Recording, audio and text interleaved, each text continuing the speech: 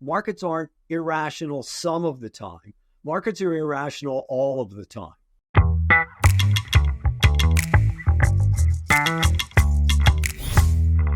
Welcome to Wavelength, guys, where we dive into market and investing relating topics that may or may not be relevant to you, but are surely interesting to us.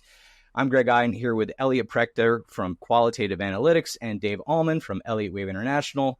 One thing before we start, investing is risky. We're not investment advisors. Make your own decisions. Okay, guys, let's get into it. Today's topic, it's home for us as we dive into the question, what are Elliott waves? Who better to answer this question than a couple of experts in this field? Dave and Elliott, let's dive in. What are Elliott waves? Where do they come from? Well, Elliott waves stem ultimately from psychology. I mean, what moves the market? It's people being optimistic about something and making it go up, or pessimistic about it and selling it and making the price go down. So a herd of people ultimately shape what prices do, and these herds have a distinct way in which they move prices through time. And we call that the Elliott wave principle. So what the Elliott principle is, it's a description of how financial markets behave ultimately. Well, we don't have the ability to throw up a chart maybe from the key to market behavior to show how the waves kind of unfold from the basic structure into that robust fractal form. I don't know if we can pull up that and maybe have you walk through that, Dave or Elliott. This is basically what the pattern looks like. So you've got patterns nested within patterns, which is called a fractal. But the basic pattern is pretty simple. It's 5 waves up and 3 waves down. So 5 waves go in the direction of one larger trend. So there you go. 1, 2, 3, 4, 5. And then there's 3 waves that correct that trend. A, B, and C. And then these patterns repeat within each leg of the larger pattern. So this one is itself composed of 5 waves. And then again, the trend that goes against this trend is in 3 waves. Now, in the case of this larger 2 here, this ABC, the trend is down here. So now the moves going with that downtrend are in 5 waves. And the ones against that trend are in 3 waves. So it can take a while to get used to this if you're not, accustomed to the wave principle, because it's not a simple pattern in the way that, say, a Head and Shoulders is, where you just look for one shape and identify that. This is shapes that are, contained within other shapes. But once you get used to it, and, it's actually eventually does become second nature to be able to identify where the stock market is in this fractal progression.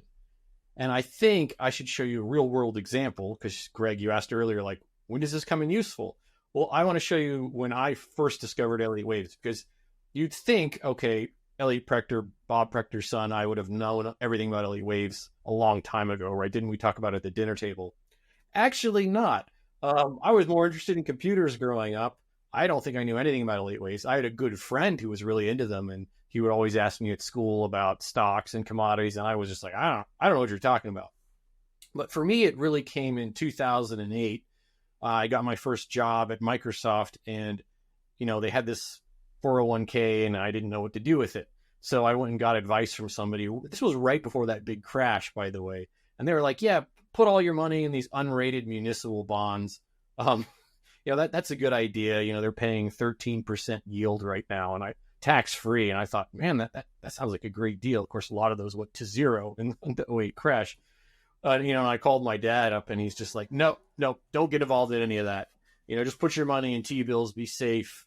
We're going to have a financial crisis here, which of course he was correct about.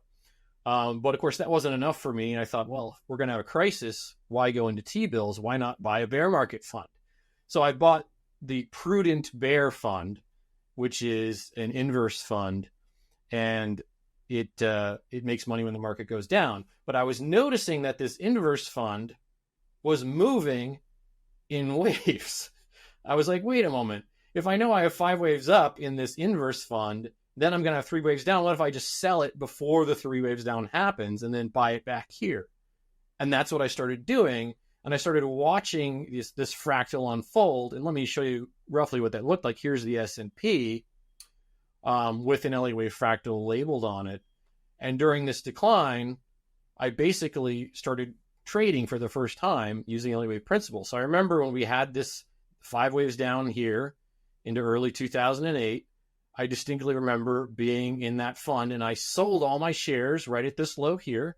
Okay. And then I said, okay, that's 5 down. We're going to have a rally, a large rally. And I went long.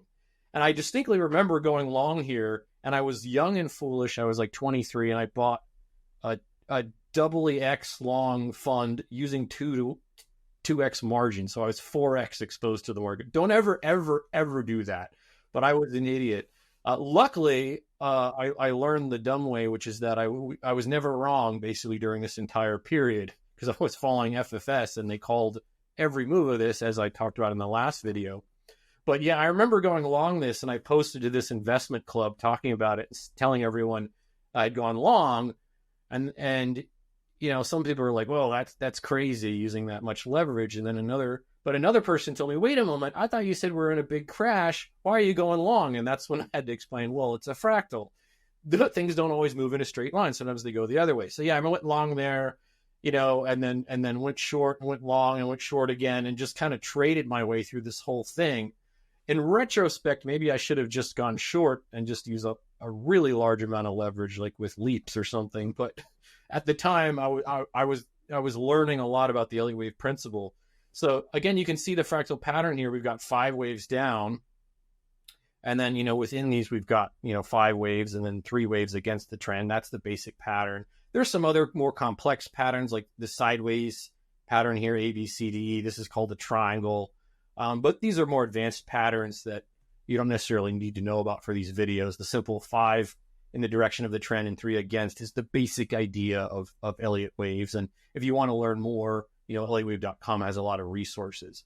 But as you can imagine, during this crash, you know, I had a lot of friends that lost a lot of money. And meanwhile, I was like thinking to myself, man, I can just quit my job now and just trade Elliott waves. So I was completely hooked after the 2009 crash, I would say. So I think it's really important to show how well this real world Elliott wave actually maps to this kind of idealized abstract wave, because this is what I knew at the time.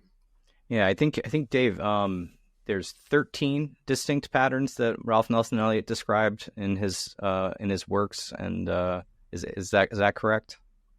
I think I've read that.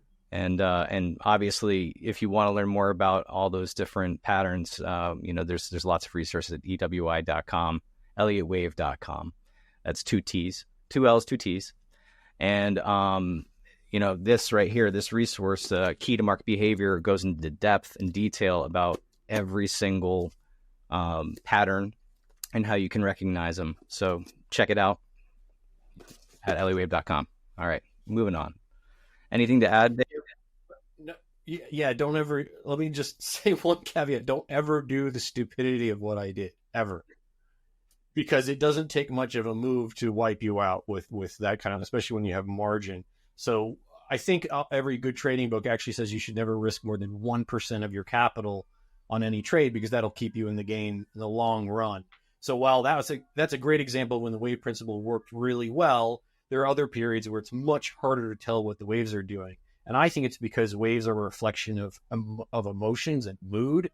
And during 2008, when there was a lot of emotion, ironically, the market was very, very clear in terms of Elliott waves. And in my personal opinion, when there's not a lot of emotion in the market, it's not as clear. So you do have to be careful. But the nice thing is that there are rules with the wave principle, like wave 2 can't break wave 1. So it gives you places to put your stops. So if you're incorrect in your forecast, you know exactly how much you're risking.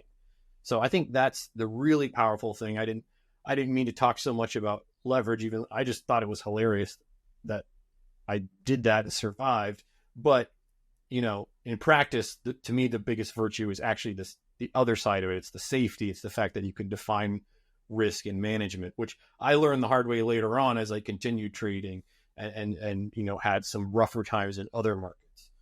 Dave, any thoughts? So I like diagonals. I like ending diagonals. And the reason I like ending diagonals is because the whole idea behind an ending diagonal or a wedge, however you want to refer to it, is that once the pattern is complete, ensuing move happens very, very quick and is often very, very sharp.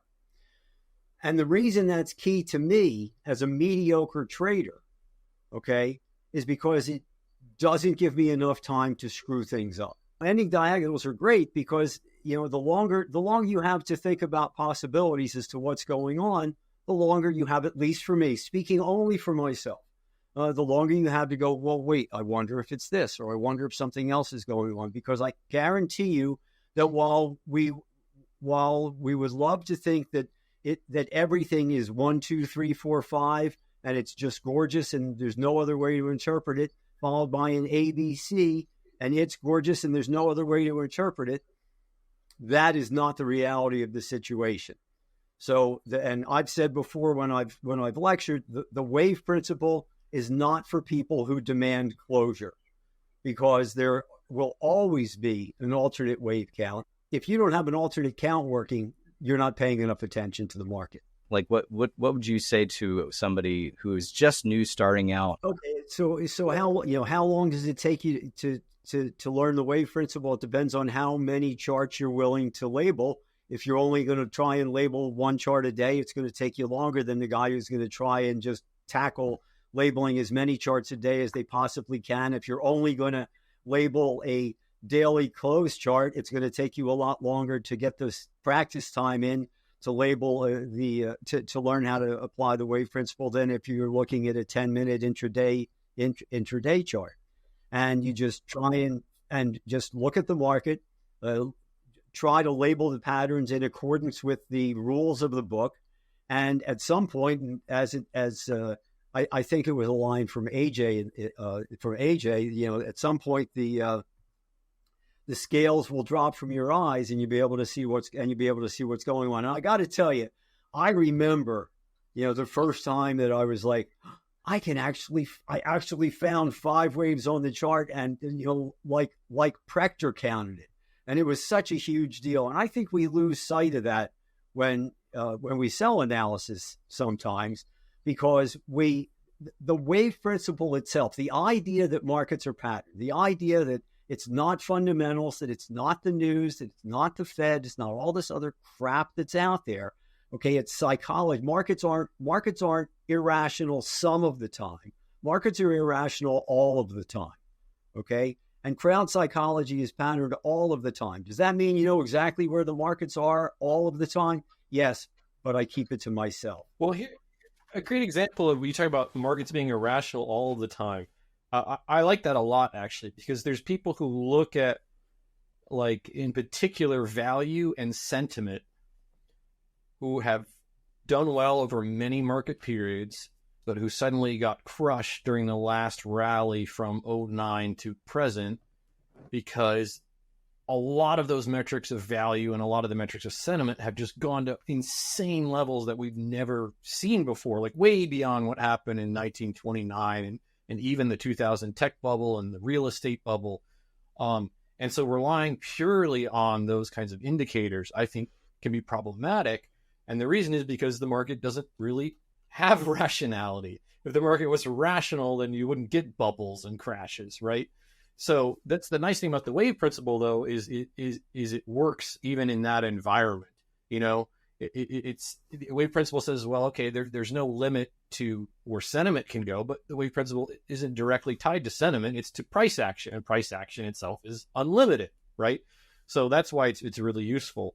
There are specific areas where it's kind of the only game in town too, like crypto. That's a great example. Like, nobody knows how to value crypto or where crypto's going to go. There's not a lot of fundamentals you can even look at anyway to try to be quote unquote rational with it. But with the wave principle, you can still analyze and trade cryptocurrencies that way. Yeah. Elliott, on that, what advice or encouragement would you have to somebody who is just started out learning the wave principle? What kind of advice would you give them? Someone who's just learning, I would say, you got to read EWP, the Elliott Wave Principle, Key to Market Behavior. Read that one. That's a really good book. I also like another book that we sell, which is Visual Guide to Elliott Wave Trading, because that shows a lot of real markets, individual stocks, examples of options trades and equities trades. futures trades, using the Elliott wave principle. It's going to get you an idea of what to look for in terms of setups and, how to quickly identify an Elliott wave in real time. That's a really good book. We got a lot of resources at elliottwave.com. And if you really want to go the distance, like if you want to be an expert on Elliott waves, then you need to become a CWA. So a CWA stands for a Certified Elliott Wave Analyst, correct? You become a certified in Elliott wave analysis. It sounds correct. Okay. Yes. Yeah, you can even put it after your name, like a little comma, and you put CWA there. I would to address you as such. To the question, what would I have somebody just starting out do? I would think that even Elliott wave principle, which is where I started out, but I think there's a better, easier choice these days, and I know that it's fresh because Bob just worked on it over the course of the last month and a half, and that's learn the essentials of the wave principle in 30 minutes. It's a lot simpler. It takes out you don't get the philosophical stuff. You don't get a lot of the detail. You don't get the long list of guidelines and tendencies that various waves have. And do you need those eventually? Yeah, you do. But if you want to just get an idea for how is the wave principle right for me to take the time to learn, I would start there. Just to 1, 2, 3, 4, 5 ABC. I'd say that resource that you just said is that one of my favorite resources because it really lands the foundation of what the Elliott wave principle is. And then, when you read our publications or when you read anything that, you'll have a good understanding of how it works. And if you want to learn more, you can with Key to Market Behavior. Yeah, Elliott wave principle, key to market behavior, and people can get it. They don't have to lay out a dime. They can get it for free. It's it's 90+% is as accurate as what the real book is. It's on our website. So and then there's lots of things that can spend money on in various areas. But I think that. We think that the wave principle is something people should become familiar with. It's not a panacea, but on a relative basis compared to what is shoved down your throats on a regular daily basis from the Federal Reserve Board, from the traditional Wall Street, conventional wisdom, etc. The wave principle is worth having in your wheelhouse. All right, guys. Well, I guess we'll wrap up. Thank you so much for coming in and having this conversation. I hope that we were able to answer a little bit about what are Elliott waves and how they would help you and why you might want to put that in your toolbox if you are an investor and trader. We have a lot of resources here at Elliott Wave that you can check out if you want to dive deeper into how it could help you learn more about it and the patterns. So go to elliottwave.com. Again, that's 2 L's, 2 T's, and check out our resources there. Dave, Elliott, thank you very much for this. I appreciate you guys coming in and look forward to the next time. Thanks, Greg. Right. Elliott.